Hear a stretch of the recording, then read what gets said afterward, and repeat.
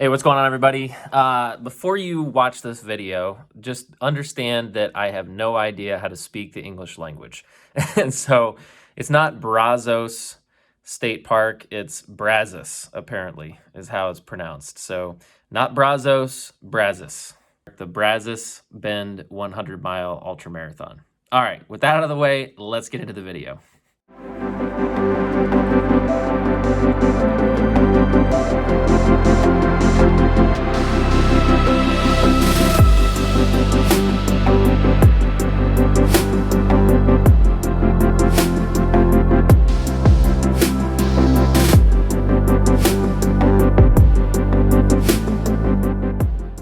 What's going on, everybody? Danny Ultra Dad. How you doing? How's it going? A couple weeks ago, I tried out a video where I did a deep dive into a Western States 100 qualifier that I was not really familiar with. Just for fun, just to learn a little bit about the different Western States qualifiers, because there are so many of them. I think it's like 196 or something. And it turned out that some people like that. So I figured I'll continue doing that from time to time, and today is gonna be another one of those days. Let's go ahead and get in here and go to the site. And what I chose to do is the Brazos Bend 2021. So never heard of this race. In fact, they're about to run the race next month. It's a December race down in Texas. Looks to be just outside of Houston, Texas. And this year is the first running of it as a Western States 100 qualifier. Looking at their website, it's put on by Trail Racing over Texas. Looks like they have a bunch of different races. I'm not from Texas, so I haven't heard of these, but they look pretty cool. But the Brazos Bend 100 is your Western States 100 qualifier. And they have a 100-miler, 50-miler, 26.2 miles, so the marathon, trail marathon, and a 13.1 half marathon. So lots of different distances at this race. So this year, it's December 4th and 5th. I don't think they have the actual dates set for next year, but I assume it'll be an early December race. And it's in Brazos Bend State Park, or Brazos, I don't know how you pronounce that.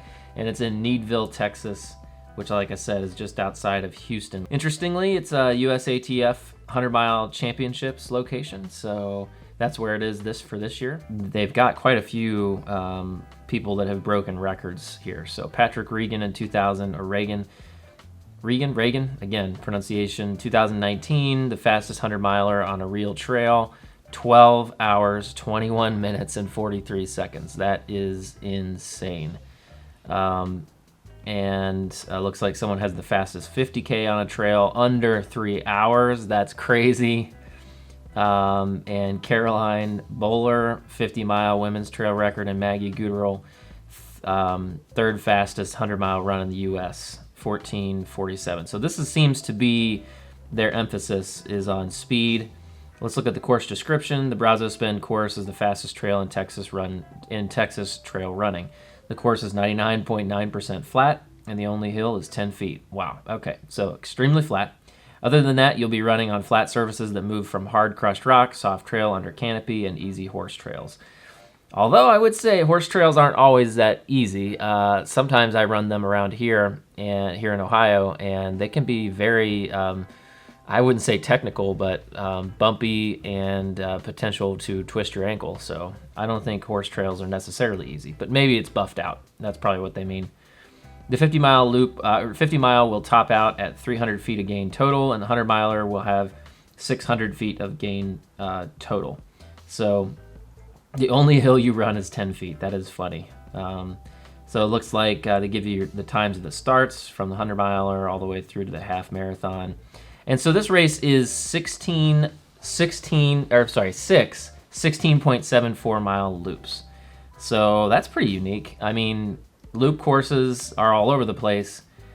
I'm not sure I know many of them that are 6 loops, though. That's quite a few. The Mohican 100, which I ran, was 4 loops, 4 marathon loops. So 16-mile loops. I mean, it's kind of nice because you get to refuel a lot more often.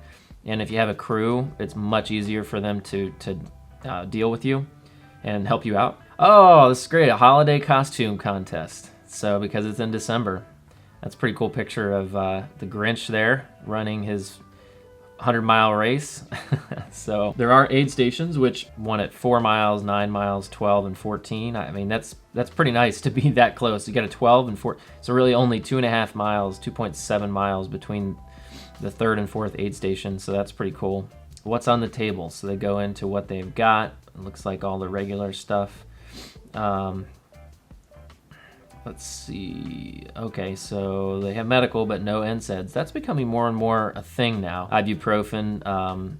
There is some evidence that it definitely hurts the kidneys. I mean, I'm actually a big NSAID fan myself. I do take quite a bit of ibuprofen during a race, but I used to just go all out.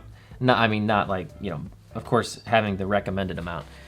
But after I read a few things, I've definitely backed off on that a bit and kind of mixed it in with some Tylenol. Of course, Tylenol has acetaminophen, which is bad for your liver too. So, your kidneys, your liver, you got to take care of both. Anyway, I digress. That's probably a topic for another day. But they don't have any NSAIDs here apparently at the aid stations. I was trying to see if I could tell. It looks like they have Red Bull. That's pretty cool. Yeah, it looked like Red Bull was one of their sponsors. Quesadillas, you got to have that down in Texas, right? That sounds good. Cupless racing, okay, that's pretty cool. There's nothing that I hate worse than being at a race and seeing like garbage bags just overflowing with trash and having trash on the ground. I mean, most races are pretty good with that and have people picking it up constantly, but cupless racing is great. I don't have my reusable cup right here, but they are really nice. And they've got them now that you have a little, if you've been to a race, but there's little hooks on them so you can just attach it to your bag. Here's a map. Let's take a look at the trail map. All right, this is the Brazos Bend 100. I sure hope I'm pronouncing that correctly because I've said it about 10 times. Looks like this is just the loop here with the aid stations. Although the map, I'll be honest, is kind of hard to follow. You got parking, shuttle information. Let's see, directions. Okay, it's a 1-hour drive from downtown Houston. So I bet this is got to be a really popular race with Houston right there, one of the biggest cities in the world. It's got to be. There it is. There's the picture here of where it is. I mean, you're gonna get a ton of people interested. There's San Antonio. That's where I was just before the pandemic hit. I ran the Bandera 100K, which is out here somewhere in the hill country, in the Texas hill country. Oh, we got pictures of the buckles. These are looking pretty cool from a couple years here. I like the alligator, crocodile. I think it's an alligator. So it does say there's something in here about watching out for alligators and being careful. Here's some pictures here. So, and volunteering, sponsors, Crazy Water, never heard of it. Trail Toes, heard of that. Victory Sports Design, Rise Coffee, haven't heard of either of those. USATF, of course, you hear about. Oh, wait, gotta look at the ugly sweater contest here. Yeah, oh, it's not, okay, sorry. It's Race Swag. It's not that ugly. That's pretty sweet, man. Yeah, I like that a lot. This hoodie, so part of the race swag. Of course, you get your buckle, and this is the first place male winner. I'm sure the female also has an awesome belt, and there's some money on the line too. That's pretty cool. So wow, this sounds like a really cool race. Again, it's put on by Trail Racing Over Texas. The Bandera 100K, like I said, is over in San Antonio. They also have, in Huntsville, Texas, they have something, or I'm sorry, is it Huntsville? Yeah, Huntsville, College Corner. They have something called the Rocky Raccoon 100 miler. The Bandera is actually just 100 kilometers, but the Rocky Raccoon 100 miler is also known as a very flat race, and it is a Western States qualifier as well. So I always thought about running the Rocky Raccoon. But the Brazos Bend 100, wow. Never had heard about this until I found it on the Western States qualifying list. Pretty cool. So I love the alligator crocodile theme. It looks like you're kind of running in a swamp type area, so they do see them, like I said. They say they recommend you not touch, or obviously you not interfere with the with nature there. I hope you enjoyed my second deep dive into a Western States 100 qualifier, the Brazos Bend 100. If you have run this race or know anything about it, definitely hit me up in the comments below. I'd love to hear what you thought about it, or if you've seen this race or heard of it.